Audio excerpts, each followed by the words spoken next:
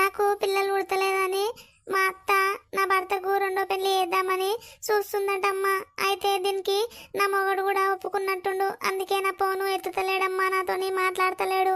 ఏందే బిడ్డ, అల్లునికి రెండో పెళ్లి చేస్తా అది నీ అత్త? దానికి సిగ్గుశరం ఉన్నా అదేమన్నా? దానికి బిడ్డలు లేరా? పిల్లలు పుట్టనంత మాత్రాన ఇడిచిపెట్టి ఇంకో పెళ్లి చేస్తుంది? అది మనిషి గాడిదా? ఆమెనని ఏం లాభం అమ్మా? చేసుకున్నోడే నన్ను వద్దనుకుంటుండు, నన్ను దూరం పెడుతుండు.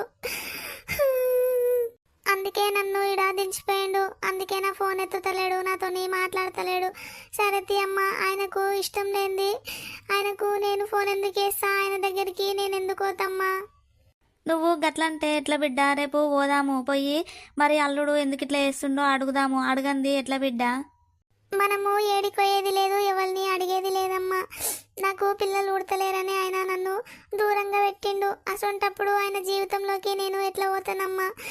ఆయనకి నాకు ఆ దేవుడు ఇంతే రాసి పెట్టిండేమో. దేవుడు మా ఇద్దరికి ఇక్కడి వరకే రాసి పెట్టిండేమో అనుకుంటమ్మా. బతికినన్ని రోజులు ఆయన భార్యగా బ్రతుకుతమ్మా. నేను ఇక ఆయన జీవితంలోకి పోను. ఆయన ఇంకో పెళ్ళి వేసుకొని ఏమన్నా వేసుకొని నాకు అనవసరం అమ్మా. ఇక నువ్వు గట్లంటే ఎట్లా బిడ్డ? రేపు పోయి అల్లుడిని అడుగుదాము. మరి వద్దమ్మా. ప్రేమ అనేది మనసులో నుంచి స్వంతంగా రావాలి, అంతేగాని ఎవరో చెప్తే ఆ మాటలు పట్టుకొని నన్ను ప్రేమిస్తా అంటే ఆ ప్రేమ నాకు వద్దమ్మా, ఎప్పటికీ వద్దు. ఏ రోజైతే ఆయన మనసులో రెండో పెళ్లి గురించి ఆలోచన వచ్చిందో ఆ రోజే ఆయన మనసులో నేను చచ్చిపోయినట్టమ్మా. ఇంకా చచ్చిపోయిన మీనా మళ్ళీ ఆయన దగ్గరికి ఎలా వెళ్తుంది? ఆయనతో ఎలా మాట్లాడుతుందమ్మా? ఇక